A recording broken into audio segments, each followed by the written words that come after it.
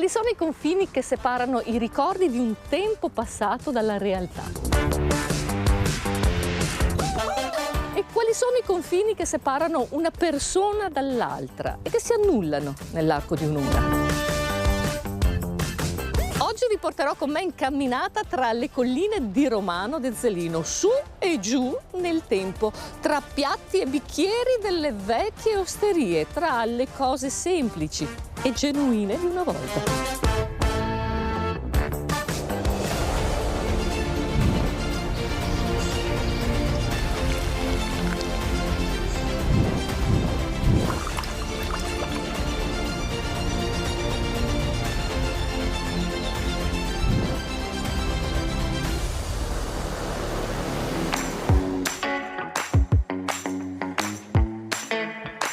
Stamattina la gente di Romano d'Ezzelino si è svegliata con il sorriso, sì, perché parte la sua marcia, arrivata alla sua 18ª edizione. Ma naturalmente noi andiamo prima di tutto a salutare il nostro sindaco, Simone Bontorini. Tutti pronti qui dalle 7 di questa mattina, 2000 persone all'appello, sindaco. Si vede che la mia faccia dice proprio che erano le 7 questa mattina. È una giornata che nonostante tutto porta sempre il sorriso. Assolutamente sì, una marcia che unisce, quella del sorriso. Certo, è una marcia che va al di là di quello che è il confine territoriale del comune e di conseguenza si estende anche nei comuni di Romano, di Mussolente, di Borso e prende un territorio che è molto più vasto rispetto al nostro. E che cosa c'è di meglio che camminare attraverso i territori? Questo territorio che in questo mese in modo particolare ci dona dei colori e delle sensazioni assolutamente uniche. Quando si cammina per il nostro territorio, soprattutto tra la seconda metà di ottobre e la prima metà di novembre, il foliage, quella famosa parola che ci fa pensare ai colori dell'autunno, è qualcosa di eccezionale e non ha niente da invidiare ai territori che ben più conosciamo. Di conseguenza, camminare e godersi il paesaggio è una cosa assolutamente da provare. Una volta si camminava su e giù per le colline, ci si fermava appunto nelle antiche osterie a bere un buon bicchiere di vino. Al giorno d'oggi sì, è vero, succede anche questo, ma sono cambiati anche i tempi. Ci sono dei prodotti molto validi e alternativi che vengono commercializzati, prodotti qui a Romano d'Ezzelino. La nutraceutica è una vera e propria scienza, vero Maurizio? La nutraceutica è un sistema anche curativo, oltre ad essere integratori alimentari. Questa ditta praticamente li conserva senza conservanti, tutto in maniera naturale e nello stesso tempo su vetro farmaceutico in maniera che non venga alterato il prodotto. Di conseguenza abbiamo un prodotto garantito al massimo.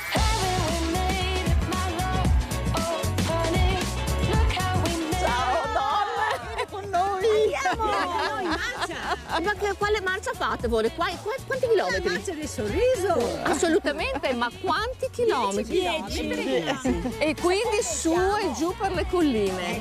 Sì, bella, bella. C'è solo una marcia oppure c'è anche qualche ristoro? Ristori. Per esempio, i 10 chilometri abbiamo 2 ristori.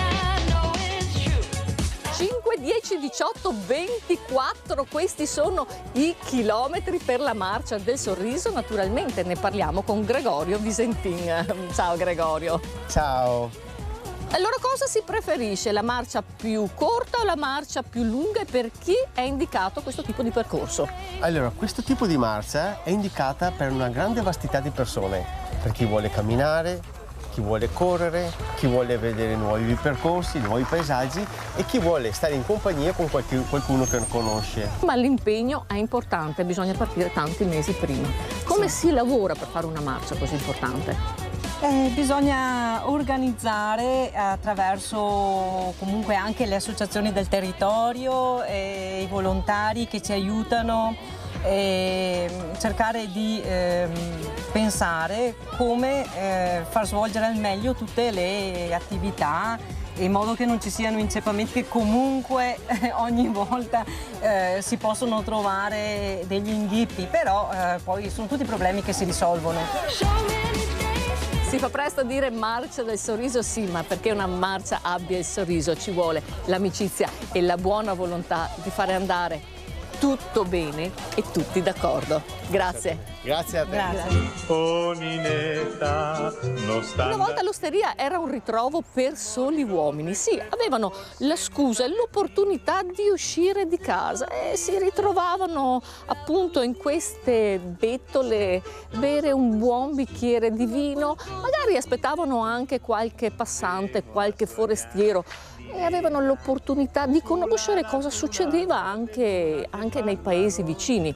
Noi qui ci troviamo nel Canton del Gaio, si può dire una delle poche osterie che sono rimaste tali e quali nel tempo. Qui c'era una mescita di vino, sì, con le nostre antiche botti, dentro si gioca ancora a carte. Andiamo dentro subito perché c'è da divertirsi veramente. Oh, com'è bella l'uva fogarina! I tempi di una volta sono sempre quei. E sembra che qua non sia neanche cambiato. Sembra che questo sia un posto che è rimasto intatto così come era una volta, perché si mangiano ancora le cose genuine, il pane soppressa, il formaggio, l'ombretta. Punti. L'ombretta, se gioca a carte, se fa due chiacchiere, se sta qua in compagnia, e se è una roba come una volta, se sta ancora tutti che viene dentro che sembra una famiglia, che sta tutti bene qua a raccontarsi le sue storie, bere il suo bicchiere di vino. Ma ci sono ancora storie da raccontare? Tante, sì, tante. Ho generazioni che veniva i nonni e adesso vengono i nipoti a prendere il bicchiere di vino, a mangiare il panino, e erano i nonni che veniva qua prima, per cui mi sa 40 anni che sto qua in questa osteria. E il tempo qui si è fermato. E qui il tempo si è fermato veramente, sì. Facciamo pochi passi dall'osteria Cacornaro, ci spostiamo in centro paese, qui a Romano de Zelino, dove troviamo il caffè Pedrocchi. Anche questa una volta era un'antica osteria, pensate, risalente al 1800. Remo, ma perché caffè Pedrocchi? È un nome un po' strano. Strano, sì, Pedrocchi già di per sé, pensiamo a quei locali di Padova famosissimo nel mondo, il caffè Pedrocchi. Ecco appunto, il vecchio gestore, Berto Carlesso, quella volta era andato a Padova al Santo e passando davanti a questo caffè rimase ammaliato, e lui quando aprì il bar a Romano lo volle chiamare Pedrocchi perché era il soprannome, tanto era entusiasta che i paesani gli avevano ormai affibbiato. Oh, Sara, Remo, queste, signori, e ieri careghe di una volta, del legno. E una volta erano marroni, adesso sono bianche, perché le tradizioni comunque qui, in qualche piccolo particolare, sono rimaste, vero Sara? Negli ultimi 3 anni noi abbiamo cercato di rimodernizzare il locale e adesso nella clientela ci sono più donne. E quindi una volta diciamo che i bar erano luoghi di incontro solo per gli uomini. Invece al giorno d'oggi? Al giorno d'oggi invece noi abbiamo una clientela anche giovanile, quindi le persone qui come una volta lo prendono come un punto di riferimento sempre. È un luogo d'appuntamento come una volta, si trovano qui, infatti dicono sempre andiamo dalla Isa. Ricordano ancora il passato, anche se ormai nel presente ci siamo noi che abbiamo mantenuto il nome. Remo, però prima di partire per il Corro Igo, dove ci sono altri 2 punti di ristoro che ci aspettano, è doveroso raccontare degli uomini che venivano qua in questa osteria e si ritrovavano sotto il Moraro Toc. Il Moraro Toc. Il Moraro del Toc. E gli uomini si trovavano per regolare i conti, per decidere chi doveva pagare da bere, e diceva tocca a me o tocca a te. E da là il Toc, il posto del Toc. Tocca a me o tocca a te? Beh, intanto tocca a noi, va bene? Eccola qua. Questo è Corro Igo, di qui passano in passeggiata e ci si ferma anche qui in questo posto giovane, aperto da poco da giovani. Eccoli qua, Luca e Riccardo. Ciao. Ciao ragazzi. E allora cosa succede qui in questo posto, specialmente a ora di aperitivo? C'è un po' di confusione, diciamo. Cosa si fa per i giovani? Abbiamo creato un posto nuovo con le nostre forze per dare un po' di vita qui al Corrovigo, che era, diciamo, tantissimo tempo questo posto era chiuso, oltre aperitivi, taglieri. Anche qualcosa da mangiare sicuramente. Abbiamo tutta una scelta locale che va sia dai vini alla birra, al beverage e anche al food. Comunque abbiamo dai salumi e formaggi, tutte quante di aziende locali, aziende dei nostri amici anche soprattutto. Con la marcia del sorriso si passa camminando in queste colline meravigliose di Romano d'Ezzelino, le vedete anche voi, come del resto molti anni fa passavano di qui i viandanti e si fermavano appunto nelle antiche osterie, ci si fermava e ci si raccontava anche dei problemi in famiglia, si cercava di trovare una soluzione insieme, in convivialità a tante cose, però le osterie erano anche momenti di ritrovo per la felicità delle persone, esempio i matrimoni, i battesimi, le comunioni. E nelle antiche osterie di solito c'era sempre uno spiedo che andava, si faceva la carne al fuoco lentamente, come succede ancora qui in questa antica osteria. Ciao Federico! Ciao! Il segreto per uno spiedo perfetto. Tante ore di cottura. Quindi una cottura lenta alla brace, spiedo in questo caso fatto con cosa? Qui abbiamo una sovracoscia di pollo e una costina di maiale e questo viene cotto per circa 6-7 ore. A cottura naturalmente lenta. Una cucina la vostra assolutamente tradizionale con i piatti tipici di una volta. Sì. E allora facciamo così. Portiamo le nostre telecamere in cucina. Certo. Andiamo a vedere. Qui si possono carpire i segreti della buona cucina veneta.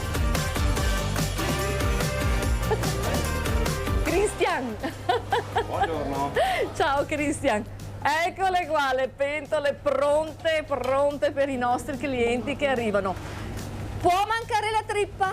Assolutamente no. Facciamola vedere, Smissi, è su qua. Attento. Eccola qua la trippa. Quante ore di cottura per una buona trippa? Il profumino non potete immaginare. 14 ore la facciamo cuocere. E allora qui la trippa si cuoce 14 ore. Poi facciamo una carrellata perché qua vedo un piatto quasi veneziano, i moscardini. Abbiamo i moscardini, anche questi li facciamo a modo nostro e anche questi impiegano qualche ora a arrivare alla cottura perfetta come la vogliamo. Tante le salse. Il nostro ragù, le seppie alla veneta, che è sempre una ricetta veneziana che abbiamo voluto portare qui da noi, di cui andiamo molto fieri. E qua? Uno spezzatino, anche questo una volta. Lo facciamo bello aromatizzato con le nostre erbe che andiamo a cercare qui intorno. E poi una particolarità importantissima, le tagliatelle, la pasta, addirittura la pasta sfoglia delle lasagne che non fa più nessuno, la fate? La facciamo noi. La fanno loro, noi. Signori, Assolutamente sì, la facciamo noi. Quindi, per scelta e per orgoglio. Per scelta e per orgoglio, tutto veneto. L'amicizia è uno dei misteri più antichi dell'uomo. Possiamo trovarla in una semplice passeggiata oppure seduti ad un tavolo. L'amicizia è ritrovare il sorriso, ritrovarlo se si vuole in una stagione che dura tutta una vita. E grazie, gentili telespettatori, di essere stati in nostra compagnia. Naturalmente io vi do appuntamento la prossima settimana con il nuovo viaggio di Itinerari. Buona serata.